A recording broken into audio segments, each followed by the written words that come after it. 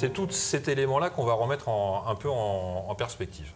Donc, le premier point, c'est que notre capteur, en fait, tous nos outils en 8 bits sont calibrés pour la sortie. En fait, on est calibré pour l'écran sur lequel on va le travailler. C'est de là que ça vient. Qu'est-ce qui fonctionne en photo aussi en puissance de 2 ? Parce que 256 niveaux, c'est 2 puissance 8. C'est ça, 2 puissance 8. Donc tu rajoutes 10, 12, 14, 16 ? Non, mais quoi d'autre en photo marche en puissance de 2 ? En photo ? Ouais. Oh, j'ai une réponse dans le public, le diaphragme. Ouais, bah oui, c'est vrai, oui. Très dur, ouais, tout ce qui est mesure, en fait, oui. L'IL, la règle générale. Ouais. Donc diaph, vitesse et ISO. C'est ça, oui, tout ce qui est règle. Donc 2 puissance 8, votre écran, en fait, vous calibrez votre sortie sur une visualisation à 8 diaph. Ah oui, d'accord. D'accord. Donc, en gros, en théorie, votre capteur en RAW en 12, 14 ou 16 bits, il est censé choper 12, 14 ou 16 diaph en entrée. D'accord. Voilà, ça c'est le premier point. Et en fait, tous nos outils sont calibrés pour une sortie en 8 bits où on pourrait aussi transformer ça en langage photographique, courant, vulgarisé, en 8 diaph. Donc ça c'est pour la luminosité. Maintenant, la couleur. Notre œil, notre capteur voit en rouge, vert, bleu. Ok ? Notre œil aussi. Notre œil aussi. C'est pour ça que les capteurs fonctionnent sur ce principe-là. Quelles sont les capacités colorimétriques de notre œil ? 4 millions de couleurs. Même pas. Même pas ? Même pas. Bon, 6 mois, 4 millions. Mais que sur les gauches. Effectivement, enfin, on ne distingue pas, c'est le problème de métamérisme. Exactement. Et de confusion des couleurs. Voilà, donc en fait, on voit sur les canaux rouge, vert, bleu, grosso modo, on estime que l'on voit à 6 bits sur chacun de ces canaux-là. À quel âge ? Mais que, et sans maladie particulière de la vision. Oui, bien sûr. Ouais. Donc là, ce sont des études que vous pouvez retrouver sur de différentes grandes universités, centres de recherche se sont penchés là-dessus. Donc grosso modo, notre œil voit en rouge, en vert, en bleu, au maximum sur 6 bits, et jamais en 6 bits sur les 3 couleurs. Donc par exemple, si je vois bien, j'ai 6 bits en rouge, 6 bits en vert, j'aurai quasiment rien en bleu. Ah oui, tu n'as pas les 3 canaux. Tu ne peux pas avoir les 3 canaux à 6 bits. Ah oui, ça limite encore. Oui, ça limite. Donc en fait, en réalité, un œil, moyenne générale humaine, ça a été fait sur, je ne sais plus, 70 000 personnes.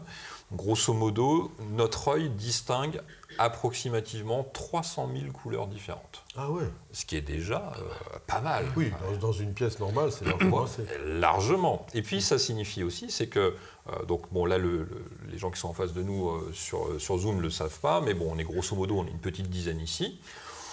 Et puis tout autant que vous êtes derrière vos écrans, et on a chacun une exploitation différente de ces 3 canaux. C'est dans la nature humaine. Donc en fait, personne ne perçoit la couleur de la même façon.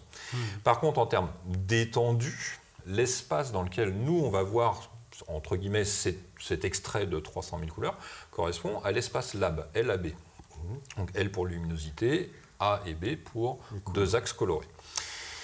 Et toute la difficulté va être que la couleur lab de ce petit stick vert, par exemple, on le voit bien à l'image, voilà, hop, il est là, soit un petit bâton de nettoyage de capteur, soit grosso modo le même sur l'écran.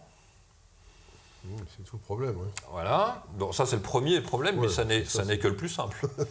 Puis, faire en sorte que, parce qu'évidemment, on a envie de l'imprimer en grand, ou le client ou nous, parce qu'évidemment, c'est une œuvre d'art, ce truc.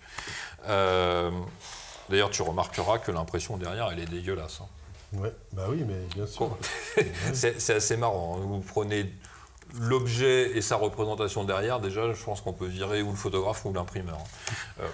Merde, je ne l'ai pas dit, si je l'ai dit. Bon, comme d'hab, quoi.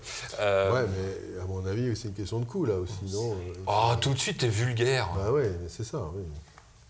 Oui. T'es vachement vulgaire, je trouve. Bon, bref. Voilà. Donc 35 €. Les gens ne retournent pas la boîte, en fait. Voilà, 35 € le flacon de vinaigre blanc, faut pas oublier. C'est à peu près ça. Non, alors c'est pas vrai. Ne le faites pas avec du vinaigre blanc. Expérience personnelle, je fais une petite parenthèse. J'ai voulu le faire une fois, parce que j'ai salopé un capteur, mais vraiment comme un gros goret. Et donc je me suis dit, tout ce que j'avais chez moi, c'était ou du vinaigre blanc ou de l'alcool à brûler. Que la brûlée, ça doit faire mal. Ouais, le faites pas. Le faites pas. Allez dépenser 30 balles. C'est une très mauvaise idée, le vinaigre blanc, sur un capteur. Bon, bref.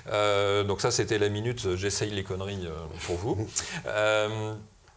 Donc en fait, notre capteur, sur notre appareil photo, il est calé, lui, sa capacité, grosso modo, à attraper de la lumière, enfin la couleur, c'est ce fameux espace lab.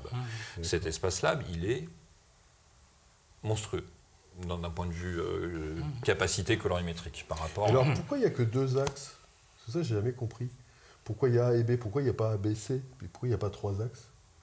Ça se complète, c'est complémentaire, tout simplement. C'est tout? C'est tout, c'est vraiment tout simple. Alors, je vais revenir sur un petit truc, vous allez commencer à comprendre l'étendue du problème. Voilà. Alors, en petit, je ne sais même plus lequel j'ai mis d'ailleurs. Voilà, je suis en lab, on va effacer la comparaison. Donc là, voici, grosso modo, tac, tac, tac. Alors, j'ai même pas le lab, je ne peux pas l'avoir. Ici, là, ce que je suis en train de vous représenter, c'est un gamut. Alors, je vais vous expliquer juste après la différence entre un gamut et un profil. Ça n'est pas la même chose. Donc ça, c'est un gamut, c'est la représentation théorique normée d'un espace colorimétrique. Avec toutes ces couleurs Toutes ces couleurs, voilà. Donc là, quel que soit le logiciel que j'utilise, quel que soit le programme, l'Adobe 98 sur lequel j'ai cliqué, sera toujours représenté de la même façon. Il est chiffré, on en connaît le nombre de couleurs, le nombre de composants, le taux de saturation, etc. Et donc chaque couleur est identifiée. Complètement. C'est pour ça qu'il y a des petits dièses. Exactement. Voilà. Voilà. Le rouge qui est là a une identité et qui est propre et qui est calé d'un point de vue norme internationale. Voilà. Donc qu'on soit au Japon, en France, aux États-Unis, n'importe où, si on parle du X, Y, ça sera toujours le même. Donc ça, c'est pour l'aspect théorique d'un gamut, comme d'un plein écran. On me dit de mettre du plein écran. Je mets du plein écran. Voilà. Ça ne va pas changer grand-chose. Vous pouvez les voir dans votre utilitaire de Color 5. Voilà. Et donc, quand je le tourne, voilà, j'ai un axe qui va du bas, donc la densité maximale. En haut, je perds la densité. Et ensuite, si vous voyez, j'ai donc, en gros, voilà, j'ai ma roue chromatique qui est donc plus ou moins bien représentée. Ça, c'est l'Adobe. Maintenant, on va parler du SRVB. SRVB pour standard RVB que vous retrouvez dans vos appareils photo aussi. Et là, il est plus petit. Il est plus petit. Donc, s'il est plus petit, c'est qu'il est... Il y a moins de couleurs. Ouais. Donc c'est moins bien. Ouais, voilà. C'est dégueulasse. Pourquoi je me décarcasse? Bon sang de bois. Alors, dans l'absolu, c'est un raccourci... Alors, dans l'absolu, techniquement, c'est vrai. Maintenant, c'est un raccourci un petit peu rapide à faire. Il a effectivement moins de couleurs que l'Adobe RVB. Donc l'Adobe RVB, 256, 250... Non, ça, c'est l'étendue des couleurs entre chaque. Mais simplement, en gros, c'est la taille du cercle de la base. D'accord. Maintenant, qu'est-ce qui va se passer? C'est quand tu diffuses tes photos, tu les diffuses sur quoi? Soit sur Internet, soit sur du papier. Voilà.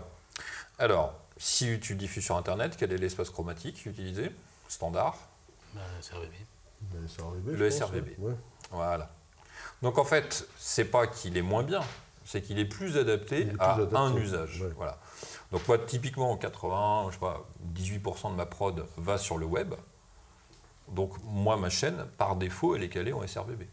Oui, mais quand tu fais les deux, tu peux le switcher, on s'en fout. En fait, on va voir. Justement, c'est ça dont on va parler. L'univers autre, il est plus gros, donc. Comment? Est-ce que l'univers, si tu fais de l'impression papier, tu peux utiliser le SRVB ou est-ce que tu es obligé d'utiliser le RVB 98? On y vient. On y vient. C'est encore plus compliqué que ça, sinon c'est pas drôle. Bah non. Donc, on a une capacité première, en gros, l'un comme l'autre sont un espèce de crop. Je vais vous montrer l'image. Hop, tac. Bureau. Où est-ce que je l'ai foutu? Ah, bravo. Gamut, voilà. Oui, donc j'ai été chercher sur Wikipédia. Hein, donc, voilà, ça, je ne suis pas trop... Ouais, non, je cite ma source. Donc, vous voyez les différents espaces. Le SRVB, donc par rapport à cette roue chromatique, hein, et derrière, ce qu'on voit ici en arrondi, c'est notre espace lab. Le SRVB, ou sRGB, c'était exactement le même, hein, sauf qu'en France, on n'était pas capable de dire green, donc on a mis vert, c'est tout. C'est plus large que l'Adobe RGB à certains endroits. Exactement, tout à fait. Dans le pied de courbe, notamment, alors là, c'est pas assez zoomé, mais en fait, dans le bleu et dans le rouge, finalement, le sRVB, on voit un petit peu plus que l'Adobe d'ailleurs. Et on a donc l'Adobe qui est l'intermédiaire, qui est plus important, et contrairement à ce qu'on pourrait croire, non pas dans les rouges, mais dans les bleus et les verts, principalement. Et le Profoto, qui lui est beaucoup plus large. Ouais. Et qui est donc un espace colorimétrique qui a été mis en avant et qui est l'espace de travail par défaut de Lightroom. Ouais. Qu'aucun écran au monde n'est capable d'afficher. Absolument. C'est pratique. C'est vachement bien. Non, c'est vachement bien. C'est vachement bien pensé. Il faut l'imaginer. En fait. Voilà. En fait, dans Lightroom, vous imaginez les couleurs. C'est vendu avec un petit chapelet. Tu pries. Et si tu as de la chance, ça sort bien. Si je vois en fait le problème, c'est donc le là, papier. là, je suis en train de me faire des potes avec tous les propriétaires de Lightroom. Ça va fuser. Tu as aussi SRVB sur Lightroom, donc c'est pas grave. Le problème, a priori, ce que je vois dans la représentation, c'est le papier, le problème. On y vient. Alors, on va relativiser un petit peu les choses. De toute façon, que vous ayez sous Lightroom, sous Capture One ou autre, de toute façon, déjà, le premier point, c'est votre écran. Vous pouvez mettre n'importe quel profil de travail derrière, vous allez observer les choses au travers de votre écran. Donc ça, c'est le premier point. Ensuite, c'est là où, généralement, le bas blesse, c'est qu'en termes de compétences, les photographes en couleur, on est quand même assez mauvais. Voilà. Ah oui. Ça, oui. Désolé de vous le dire, vous êtes nuls. Moi, le premier, voilà, il n'y a aucun problème là-dessus. Comparé justement à des chromistes et des graphistes de formation qui, eux, ont appris justement à gérer les couleurs à la pipette et donc qui sont capables d'en donner les composantes et de calculer les dérives, etc. Et ce qui fait la grande angoisse généralement d'un photographe la première fois qu'il se pointe chez un graphiste qui n'a pas calibré son écran, qui s'en fout complètement parce que lui, il sait lire les couleurs sur la pipette. Et nous, on a besoin de se reposer là-dessus pour être sûr de ce qu'on fait. Voilà, grosso modo, si on fait un pourcentage de la population des photographes, on doit être à peu près 98% comme ça. Voilà, donc en fait, c'est pour ça que l'espace chromatique Profoto, ce gamut, l'utiliser en soi, c'est à la fois très bien et c'est en même temps c'est un non-sens. C'est un non-sens parce qu'il n'est pas visible et en même temps, il est intéressant parce qu'il nous offre beaucoup plus de nuances, beaucoup plus de marge de manœuvre de travail dans les couleurs très saturées. Voilà, et donc il n'a pas cette espèce de sursaturation des rouges qu'on peut trouver avec de l'Adobe 98, par exemple. Donc ça, c'est toujours un peu délicat.